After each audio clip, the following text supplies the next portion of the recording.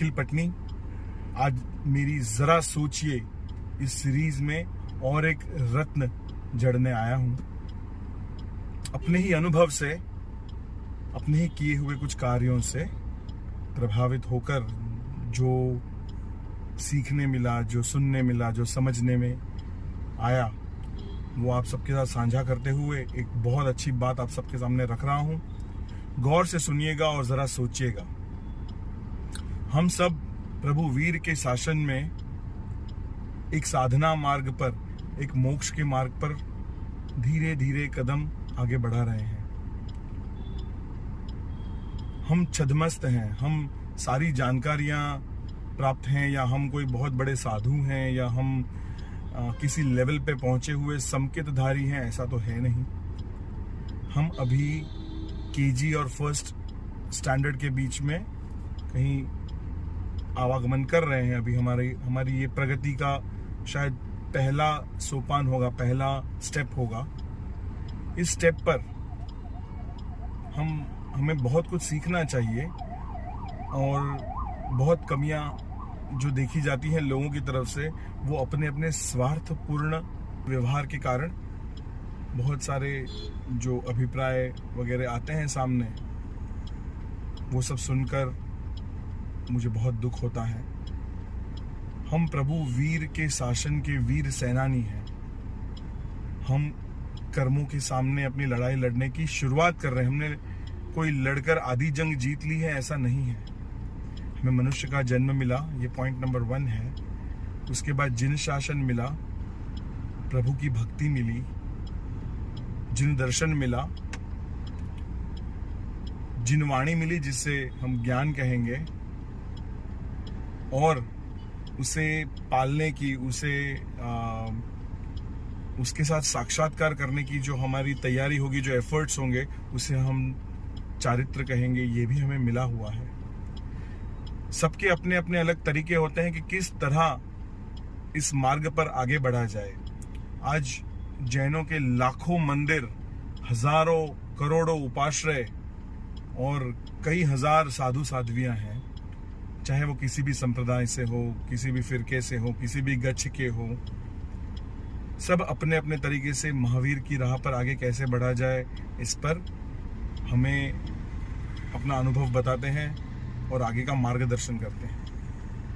एक बहुत बड़ी बात आज रखने जा रहा हूं सामने से, जिसको बड़े ध्यान से सुनिएगा और अपना अभिप्राय कमेंट बॉक्स में जरूर लिखिएगा। मुझे बड़ा आनंद होगा और किसी भी बात का मुझे बुरा नहीं लगेगा। आप निश्चिंत होकर जो भी कमेंट करना चाहें कर सकते हैं। मुझे एक बात बताइए, जब फॉर एग्जाम्पल लेते हैं कि अगर प्राइम मिनिस्टर नरेंद्र मोदी आपको पर्सनली दिल्ली में इनवाइट करते हैं अपने भवन में, क्या आप रिक्त हाथों से, क्या आप खाली हाथों से उस भवन में जाएंगे? आप सोचकर बताइएगा। क्या आप जो घर पे चड्डी बनियान पहनते हो या रात को सोने के नाइट ड्रेस पहनते हो, जो सबसे सादा कपड़ा आपके पास होता है, वो वही होता है जो मोस्टली नाइट ड्रेस होता है, क्या उस नाइट ड्रेस में आप वहां चले जाओगे? नहा धोकर जाओगे या बिना नहाए जाओगे? और ऐसा कोई रूल नहीं है कि आप आपके पास जो सुविधा है वो आप पहनकर जाइए। नहाने की वहां पे कोई परमिशन लेने की जरूरत नहीं कि बिना नहाए आऊंगा तो आपको नरेंद्र मोदी निकाल देंगे, ऐसा मुझे लगता नहीं। एक बात तो आप खाली हाथों से नहीं जाओगे। मोस्टली कुछ न कुछ लास्ट में, अगर कुछ भी ना हो, आपकी कैपेसिटी ना हो, तो चाहे 2 फूल ही सही, लेकिन आप जरूर लेकर जाओगे। आप खाली हाथों से नहीं जाओगे। हम 3 लोग के नाथ जो कर्मों से जंग लड़ते लड़ते हम सबके लिए मोक्ष मार्ग खुला छोड़कर सिद्ध गति को प्राप्त हुए, जब हम उनके दर्शनों के लिए मंदिरों में जाते हैं, तब क्या हम खाली हाथों से जाएं? हमारे पास तो इतनी सारी चीजें हैं जो हम प्रभु को अर्पण कर सकते हैं। कहा तो ये भी गया है शास्त्रों में कि अपना सर्वस्व अर्पण कर दो, लेकिन न हमारी बुद्धि इतनी है, न हमारा जिगर इतना है कि हम सर्वस्व अर्पण कर सके। हम थोड़ा कुछ लेकर जाते हैं उनके पास। हम हमारे साल भर के चावलों में से 1 मुट्ठी चावल लेके जाएं, हम 1 सेब लेकर जाएं, 1 नारियल लेकर जाएं। इसे क्या आप आडंबर कहेंगे? अगर ये आडंबर है तो मैं कहूँगा कि कल आप अपने बेटे बेटियों की शादी करें और जब अपने दामाद से मिले तो उतनी ही सादगी से मिलिएगा, क्योंकि प्रभु तो किसी भी आडंबर को नहीं मानते। आप लेकर जाएं चाहे ना लेकर जाएं, उनके लिए कोई फर्क नहीं पड़ता। जब आपका दामाद हो, आपके कोई रिश्तेदार हो, आप किसी नेता से मिलने जाए, तब आप एक बार ऐसे रिक्त हाथों से जाइए और अपना जो सम्मान है वो किस लेवल पर जाता है ज़रा चेक कीजिएगा, तो आपको खुद पता चल जाएगा। और सही मायनों में आडंबर की ज़रूरत अपनी जीवन में नहीं है, इस बात की मैं पुष्टि करता हूँ कि बिल्कुल भी ज़रूरत नहीं है। जो आडंबर आप अपने जीवन में अपनाते हो उसकी ज़रूरत नहीं है। अगर आपको कॉफ़ी पीनी है तो आप किसी टपरी पर पी सकते हो, आपको स्टारबक्स में जाने की क्या ज़रूरत है। अब स्टारबक्स में जाते हो, 300 रुपए की कॉफ़ी पीते हो, इसे मैं आडंबर कहूँगा। किसको दिखाना चाहते हो ये 300 रुपए की कॉफ़ी? क्या क्या हासिल करना चाहते हो 300 रुपए की कॉफ़ी से? ये आडंबर है। प्रभु के मंदिर में अगर भक्ति हो रही है, वो भक्ति किसी प्रकार से हो, कुछ अर्पण करके हो, साधर्मिकों को खाना खिला के हो, स्वामी वात्सल्य से हो, किसी गरीब भूखे को खाना खिलाने से ही आडंबर नहीं होता, ऐसा थोड़ी है। गरीबों को खाना खिलाने वाले आडंबर नहीं करते? ये मेरा प्रश्न है, क्या गरीबों को खाना खिलाने वाले आडंबर नहीं करते? क्या अपने नाम के बड़े बड़े बैनर नहीं लगवाते, नहीं छपवाते? होंगे ऐसे भी लोग जो बिना किसी को कहे गरीबों को खाना खिलाते होंगे, और उसे मैं शत नमन करता हूँ कि वो बहुत अच्छा कार्य कर रहे हैं। और उन गरीब तबकों में ये मैसेज फैलाना कि हम बहुत भावुक हैं और आपके प्रति भी हम जागृत हैं, हम जानते हैं कि ऐसा भी वर्ग है जिनको ऐसी चीज़ों की ज़रूरत है। इसके साथ साथ जब हम परमात्मा के घर पे जाते हैं, जब परमात्मा के घर जाते हैं, तब हम अपना आनंद व्यक्त कैसे करें? हम अपने बेटे की शादी होती है तब हम कितना सजते धजते हैं। हालांकि शादी सिर्फ एक पूजा है, वो पूजा में अग्निदेव होते हैं और कई सारे देवताओं का हम आवाहन करते हैं और उनकी शादी हो जाती है उनकी साक्षी में। वहाँ आपके कपड़ों का कोई महत्व नहीं है, आपके कपड़े का जीरो महत्व। फिर भी कपड़ा, मेकअप, खाना, डांस, पार्टी, म्यूजिक, अपने रिश्तेदारों को बुलाना, 4-4 दिन की पार्टियां होती हैं, इनफैक्ट शराब वराब भी उड़ती हैं, चाहे जैन हो ना हो, फिर भी मैंने कई जगह पर देखा है ये सब कुछ होता है।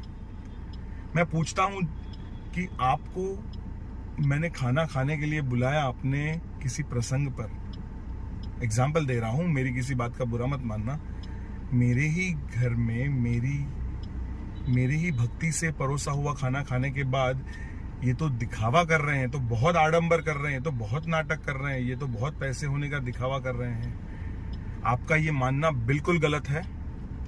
मेरा अपने प्रभु के प्रति जो समर्पण है, या तो उसे जानने की कोशिश कीजिए और मेरे पास आइए और उसे समझिए।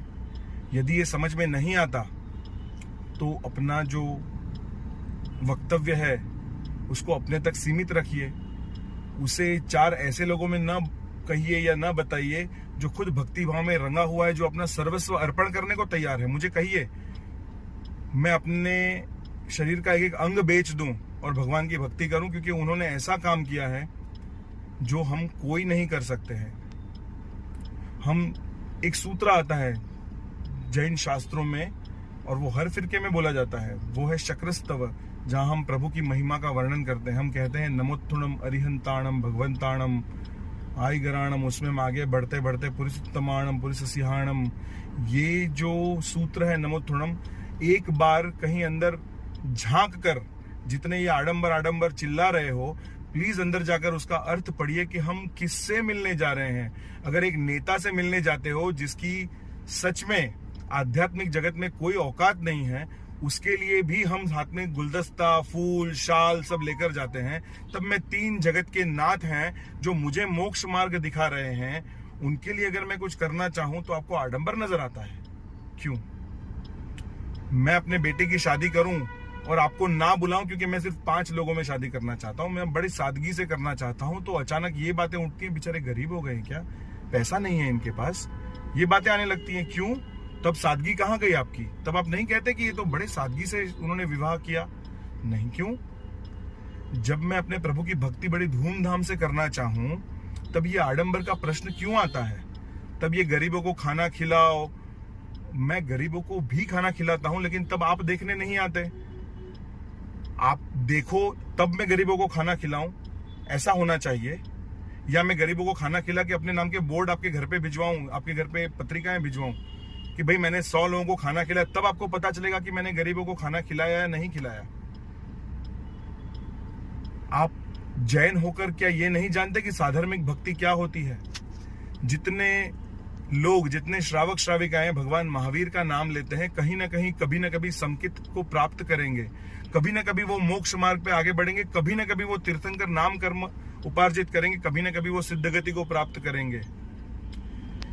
जब इनमें से कोई एक मेरे हाथ से बना हुआ खाना या मेरे घर पे बना हुआ खाना या मेरा आमंत्रण स्वीकार करके खाया हुआ खाना खाएंगे, तब मेरी भक्ति इतनी सी, मतलब 0.00000 मतलब इतने अधिक जीरो है कि मैं उसकी मात्रा गिन नहीं सकता। 0.1, इतने जीरो के बाद जो 1 आता है, उस लेवल, उस उतना पुण्य में उपार्जित करना चाहता हूं कि मैं एक तीर्थंकर का किसी जन्म में मैंने जरा सा सम्मान किया था, जरा सा, चाहे मैंने उनकी तरफ देखा तक ना हो अपने प्रसंग में। अब दूसरी बात कहता हूं, वीडियो थोड़ा लंबा है लेकिन इसे इग्नोर करने जैसा नहीं है। हम क्या है, बातें करने में बड़े शूरवीर हैं, लेकिन जैन धर्म में आडंबर को कहां महत्व दिया गया है और कहां आडंबर नहीं करना चाहिए, ये दोनों बातें बड़ी साफ हैं। आपको संसार बढ़ाने वाली जितनी भी चीजें हैं, मटेरियलिस्टिक अट्रैक्शन बढ़ाने वाली जितनी भी चीजें हैं, उनका त्याग करना चाहिए, वहां आडंबर नहीं करना चाहिए। और ये मैं भी कहता हूं और मानता हूं, जब आप अपने बेटे बेटियों की शादी करें और तब हो सके तो आडंबर नहीं कीजिएगा। एक भी नई साड़ी या एक भी नए कपड़े मत खरीदिएगा। बोलिएगा कि मुझे बिना आडंबर की शादी करनी है, बिकॉज मैं महावीर का सेनानी हूं और मैं महावीर की बात मानते हुए बड़ी सादगी से ये शादी करना चाहता हूं। लेकिन तब तो आपको ये याद नहीं आता। दोबारा रिपीट कर रहा हूं, जब भी आप परमात्मा से मिलने जाएं, आपको ये अवसर प्राप्त हुआ है, आपका पुण्य जागृत हुआ है कि आप परमात्मा से मिलने जाएं। मैं कहता हूं, जब परमात्मा से मिलने जाएं तब ढोल नगारे बजाइए, लोगों से कहिए कि मेरे लिए परमात्मा कितने इंपॉर्टेंट है। मेरे बेटे की शादी में शायद मैं ढोल नगारे बजाऊं या ना बजाऊं, लेकिन जब परमात्मा से मिलने जाऊं तब मैं इतनी बड़ी पेटी भरकर सामान लेकर जाऊं। शायद मेरे पास सोना चांदी हो, वो अर्पण करने की कोशिश करूं, अगर मेरे पास पर्याप्त मात्रा में सब कुछ अवेलेबल हो और मेरी इतनी मानसिक शक्ति हो, मानसिक शक्ति, जब मेरे घर वालों का साथ हो कि हाँ परमात्मा की भक्ति है, हम सब कुछ भूल कर भी ये कर सकते हैं, सब कुछ भुला देंगे, परमात्मा की भक्ति में लीन हो जाएंगे। ये करना चाहिए। लेकिन हम सिर्फ शादियों में अच्छे कपड़े, अच्छे जेवर, चाहे नकली ही हो, लेकिन हम पहनते हैं बड़े आडंबर पूर्वक, और वहां किसी आडंबर की बात नहीं होती। या अपने घर पे बेटे बेटियों की शादी छोड़ो, उनके बर्थडे तक में महा आडंबर करते हैं, जबकि जानते हैं कि वो बर्थडे का कोई भी महत्व नहीं है। भगवान महावीर ने कहा है कि तुम्हारा जन्म हुआ है सो तुम्हारी मृत्यु निश्चित है। जितना समय तुम बिना साधना के बिताओगे, उतना समय तुम्हारा वेस्ट हुआ। उस वेस्ट को तुम सेलिब्रेट करते हो, वो आडंबर नहीं है। कितने प्रकार के आडंबर की तुम बात करते हो। शास्त्रोक्त अगर वाद विवाद करने हैं तो मेरे सामने आइए और आडंबर की बात कीजिए। मैं प्रतिदिन एक सामायिक करने की कोशिश करता हूं, मुझसे होती नहीं है। कोशिश करता हूं कि हो जाए, लेकिन नहीं होती। वहां मैं अकेले में बैठकर एक सामायिक करता हूं, तब बिना आडंबर के होता हूं। तब मैं अपनी अंगूठी गले की चेन तक उतार देता हूं, क्योंकि यहाँ पे कोई देखने वाला भी नहीं है, ना किसी को बताना है और ना यहाँ पे प्रभु ने कहा है। लेकिन जब कोई ये देखे कि ये परमात्मा की भक्ति करने जाता है, तो कितना खुश होकर, कितने लोगों को साथ लेकर दान देते देते देते देते मंदिर की ओर बढ़ता है। कितनी सामग्री, जितनी उससे हो सके, जितनी उसकी कैपेसिटी है, चाहे वो 1 रुपए की हो, चाहे वो 1 करोड़ रुपए की हो, लेकिन वो अपने पूरी ताकत लगाकर प्रभु की भक्ति करता है। ऐसे लोगों के एग्जाम्पल्स आप टांकते हो। मैं एक एग्जाम्पल रखता हूं आपके सामने। हम कहते हैं 5 कौड़ी ना फूलडे पाम्या देश 18, कुमार पाड़ राजा थया वर्त्यो जय जयकार। 5 कौड़ी के फूल, मतलब कौड़ी के भाव, 5 कौड़ी के फूल कुमारपाल महाराजा ने परमात्मा को धरे थे। वो 5 कौड़ी ही उसकी टोटल संपत्ति थी उस जन्म में। उसने ये नहीं सोचा कि ये 5 कौड़ी के फूल क्या मैं भगवान को धर सकता हूं, मतलब ये मेरे पास उसके बाद खाने को भी नहीं रह जाएगा। उसके घर वालों ने नहीं कहा भाई ये 5 कौड़ी अगर फूल लाके परमात्मा को दे देगा तो घर पे खाएगा क्या। ये कहने वाले लोग नहीं थे उस वक्त, और अगर थे भी तब उनको कुमारपाल ने अपनी भक्ति के प्रभाव से आसानी से इग्नोर कर दिया था, बिकॉज वो अपनी आत्मा के लिए कर रहा था। इसके प्रभाव से उसके दूसरे जन्म में 18 देश का वो राजा बना। ये तो हम सबके सामने बहुत क्लियर एग्जाम्पल है। सर्वस्व लुटा देना, यहां तक आडंबर करना, क्योंकि वो हर एक पैसा जो दूसरों को इंस्पिरेशन देगा कि भक्ति कैसे होती है, अपना सर्वस्व लुटा कर होती है। अपने लिए स्वार्थपूर्ण व्यवहार से सब कुछ बचा कर रखो और भगवान के लिए 2-4 रुपए 5 रुपए गरीबों को दान देने से अपने आप को आडंबर नहीं करता हूं, मैं आडंबर नहीं करता हूं, ये कह देना, यही आडंबर है। इसी को मैं बहुत बड़ा, इसको मैं महा आडंबर कहता हूं। और ऐसे आडंबरों से आप बिल्कुल भयभीत रहना, बिकॉज ये आडंबर नहीं करना ही बहुत बड़ा आडंबर है अपने आप में।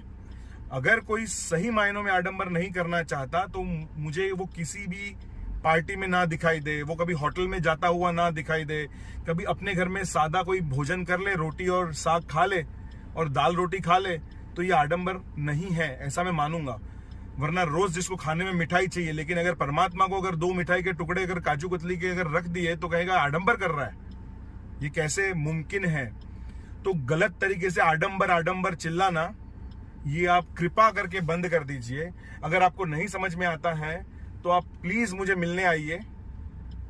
आपको मेरा ईमेल आईडी देता हूं, मैं फोन नंबर नहीं दे रहा हूं इस वक्त, लेकिन मैं फोन नंबर भी देने में सक्षम हूं, आपको कहीं से भी मिल जाएगा। मेरा नाम है निखिल पटनी। मैं आपका अपना साधर्मिक हूं, मैं आपकी उन्नति चाहता हूं, इसीलिए इतने दिल में दुख रखकर इस बात को कह रहा हूं कि जब ये बातें उठी तो मुझे कहने का मन किया कि आप आडंबर को सही मायनों में समझते नहीं हो। तो मैंने एक प्रयत्न किया है कि मैं आडंबर समझा सकूं। अगर बोलने में मुझसे कोई क्षति हुई हो, कोई भूल चूक हुई हो, अगर मैंने कुछ भी वितराग परमात्मा की आज्ञा के विरुद्ध कहा हो, तो मैं दिल से मिच्छामि दुक्कडम कहता हूं। और अगर आपका दिल दुखाया हो तो आप सभी का मिच्छामि दुक्कडम मांगता हूं। खमत खामणा, मिच्छामि दुक्कडम।